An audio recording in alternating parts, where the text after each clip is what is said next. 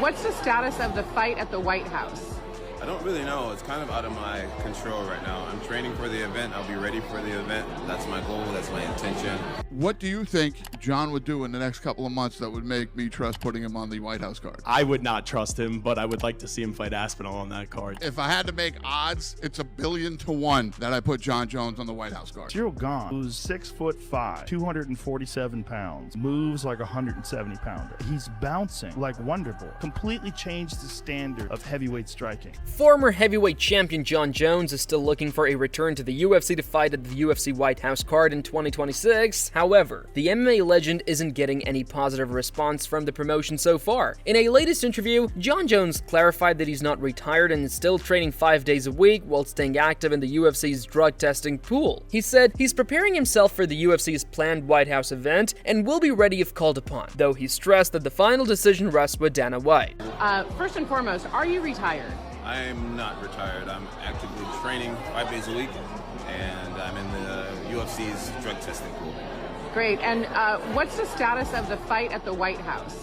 I don't really know. It's kind of out of my control right now. I'm training for the event. I'll be ready for the event. That's my goal. That's my intention.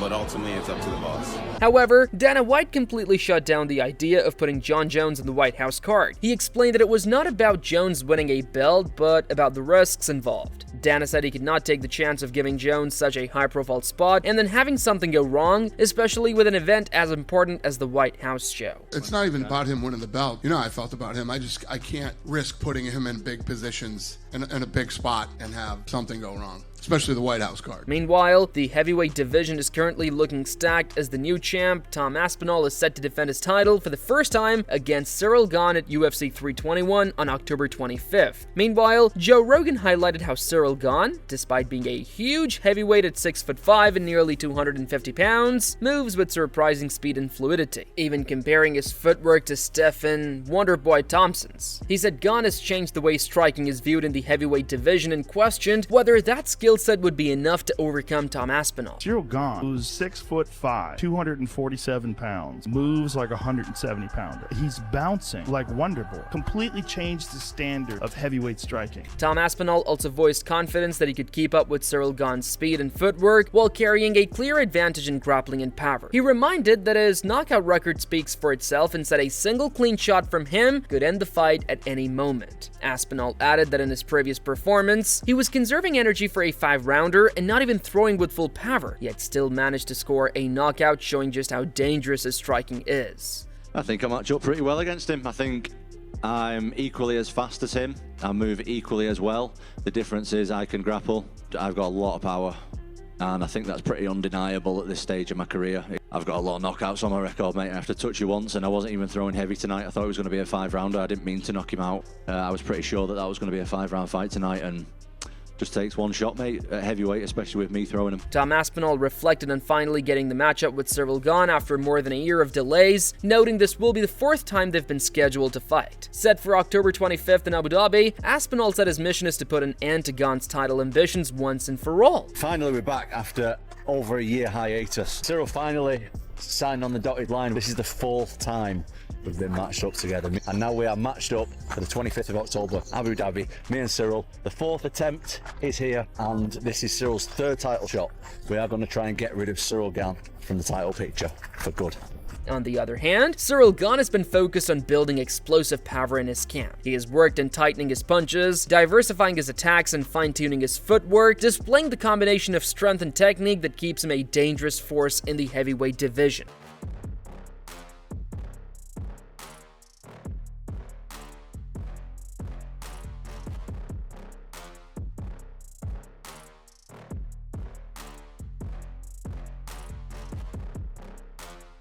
However, Tom Aspinall explained that while some fighters appear impressive in training but falter under the lights, he thrives when the pressure is highest. He said the talk and hype leading up to his October 25th clash with Cyril Gane mean nothing, as the fight will ultimately be decided by who performs when it truly counts. You know, there's the guys who I've trained with, from my experience, who in the gym are absolute killers, absolute world beaters, and they'll get in a fight and they'll just freeze up, and it doesn't work like it does in the gym. They fight way worse, and There's other guys like myself, anytime there's pressure on me, that's when I've done my most devastating performances. Oh, talk's just talk to me, mate. Doesn't matter. Like, at the end of the day, we're both going to take our shirts off, get a pair of gloves on, and go in there and see who wins on October 25th. So it's not really going to change anything, to be honest. On the other hand, Henry Cejudo views Tom Aspinall's matchup with Cyril Gane as a big step. He highlights Gane's size and mobility, saying Aspinall won't be able to dominate him the way he has past opponents. Cejudo adds that this fight is a true test for Aspinall and could reveal whether Jon Jones intends to return for the title. You give him the one contender, Cyril Gane. Cyril Gane is somebody that's a big heavyweight, that's very agile. I don't think Tom Aspinall gets rid of him right away like he has with other people, and I think that'll be a big indication if Jon Jones wants to come back and reclaim that bout once again. Kamaru Usman also noted that Cyril Gane doesn't always get the credit he deserves despite being a well-rounded fighter with fluid movement, effective striking, and dangerous weapons all around. However, he also praised Tom Aspinall's speed, sharp boxing, and knockout power, saying those qualities make it difficult to bet against him. Usman sees their clash as a true high-level battle. Cyril Gane is, people forget how fantastic he is. A guy that can kind of float around the octagon, touch you, kick you, hit you with elbow. He's just a complete game. But man, Tom's movement, his boxing, speed, and his power, it's very, very difficult to doubt this man anymore. Similarly, Daniel Cormier said it is exciting to finally see Tom Aspinall and Cyril Gane set to fight, as fans have been waiting for it for a long time. He noted that the odds list Aspinall at -325 and Gane at +265. In his view, the matchup is much closer than the numbers suggest. We finally got Tom Aspinall, Cyril Gane. Chill, we've been screaming about this Tom Aspinall, Cyril Gane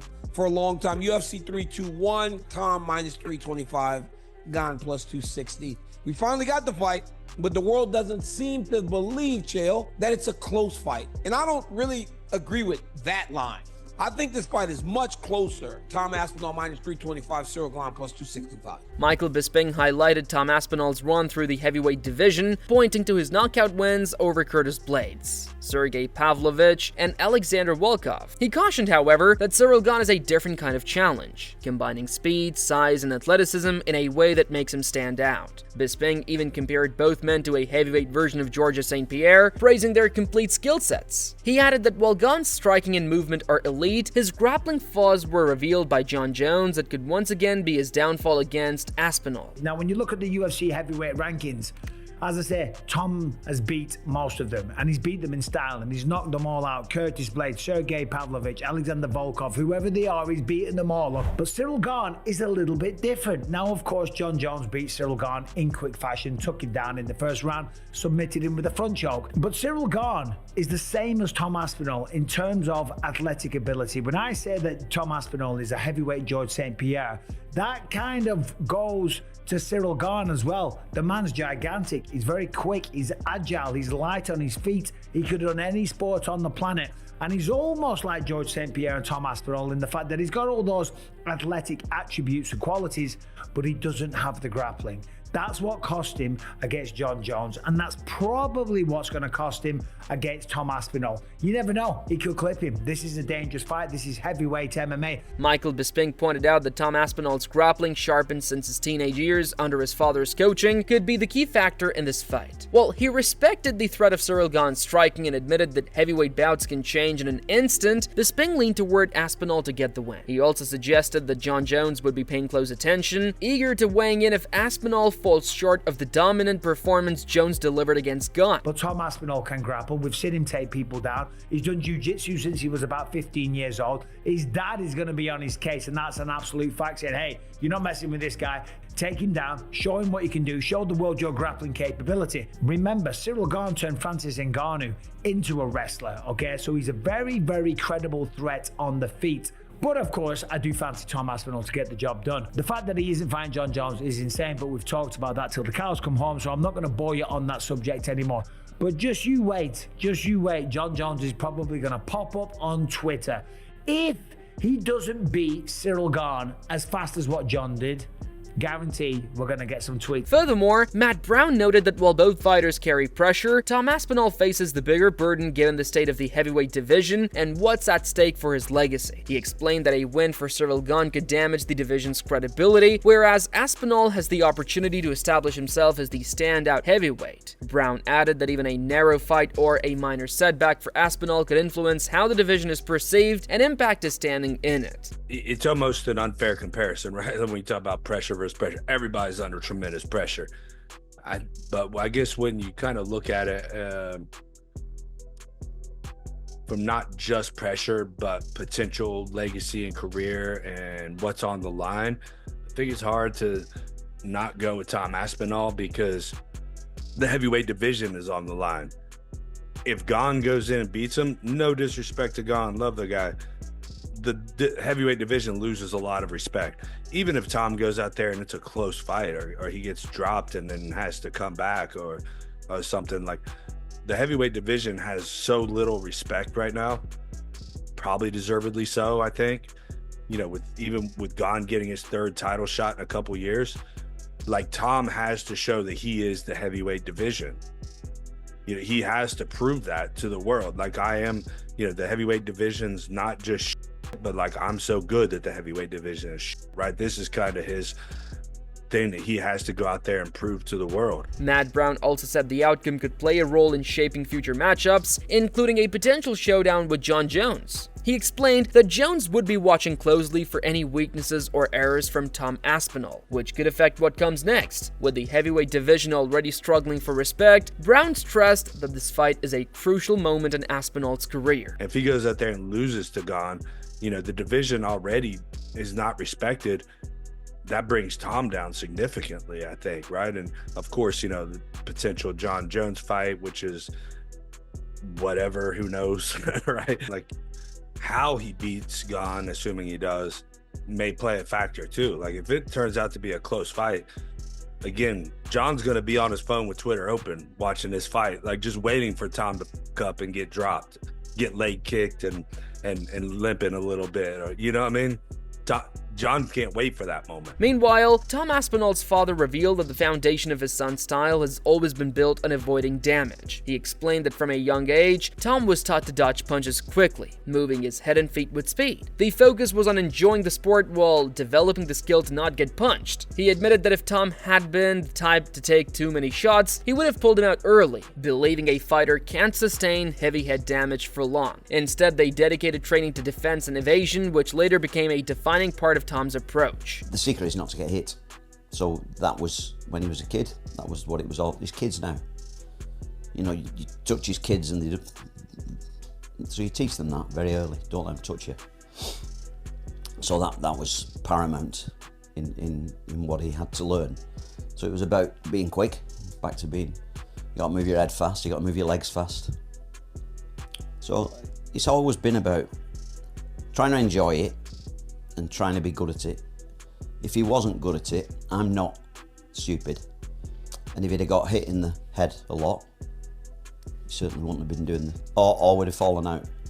And I'd have said, go and do it. You'll end up not too happy when you get older. You know, you can't get punched in the head all the time. So that happens as little as we can. For everybody in the gym, I don't want any of them getting punched. So we train a lot of evading being punched. And speed's really important. Tom Aspinall's father also said he views his son's heavyweight title as simply part of his work. He explained that whatever career Tom chose, he would expect him to give his best, whether it was fighting, roofing, or road work. He emphasized that Tom's success comes from hard training and natural ability, but to him, it is just his job, not something that changes how he sees his son. How does it feel for your son to be heavyweight champion? How do you look at that? It's his job. You know, if I was doing a job, I'd want to be the best at doing the job. And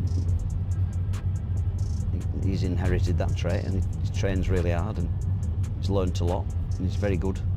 And he deserves it. But feeling it, I think if he was a roofer, I'd hope he'd be a good roofer.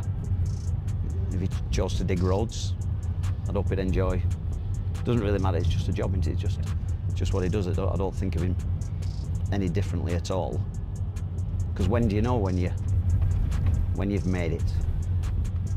How do you know? UFC legend Chael Sonnen said the fight between Tom Aspinall and Cyril Gane is an important turning point for the heavyweight division. He explained that while he usually favors the biggest fight available, sometimes a more strategic approach is needed for the sport's long-term health. Sonnen pointed out that according to Gane, this matchup had already been booked and cancelled 4 times before, and now it makes perfect sense for both the rankings and the division's future. Aspinall versus Gane is a massive transitional fight for the heavyweight division. Now, you got to understand where we're at. And I'm a checkers player. When it comes to matchmaking, that is a unique skill and vision. But I will always go with low-hanging fruit. It's just the way my mind works. I take the biggest fight for right now. But sometimes you play in chess.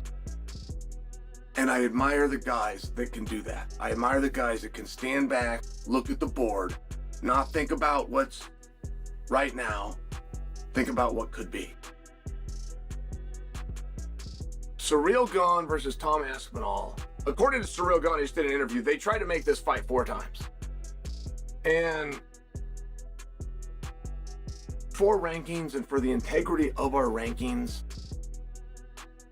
I get it. Chael Sonnen highlighted Cyril Gane's background as a decorated kickboxer with a professional record of roughly 27-3, though he admitted he sometimes mixes it up with 29-2. He said that kind of striking experience makes Gane a dangerous challenge for anyone at heavyweight. Sonnen contrasted this with Tom Aspinall, who has built much of his career by keeping fights on the feet and finishing opponents with knockout power, often in a similar fashion. He explained that with both men preferring to strike but bringing different levels of experience, the matchup creates a unique and intriguing clash of styles that has drawn major attention. And it's a hard matchup. By the way, Cyril is a very decorated kickboxer. Off the top of my head, I believe he was 27-3 in professional kickboxing. 27-3. I get he and Adesanya's record confused one time. One of them was 29-2 and the other one was 27-3. And I'm sharing for you when you're Tom Aspinall and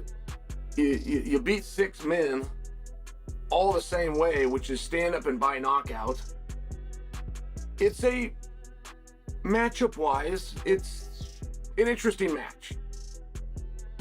Chael Sonnen questioned the decision to strip Tom Aspinall of his title, saying the situation isn't as straight as people make it out to be. He admitted he genuinely wants a clear explanation for why it happened. While he's eager to see the fight between Aspinall and Cyril Gane, he admitted his greater interest lies in what comes after and how the result shapes the division. Sonnen then turned his attention to Jon Jones, speculating that Jones' sudden retirement might be connected to the rise of heavyweights like Aspinall and Gane, whose presence could threaten his legacy or alter his long-term plans. Tell me why Tom is no longer interim champion. Put that into words for me. I'm serious. Explain to me why Tom was stripped of a title. It's not as easy of a riddle as you might think. And when I look at Tom versus Cyril, I like the match. But I love the potential fallout from the outcome of the match. That's it for today's video, so what are your thoughts on this? What do you think about the matchup? Share your thoughts in the comment section and make sure to subscribe and like if you enjoyed the video.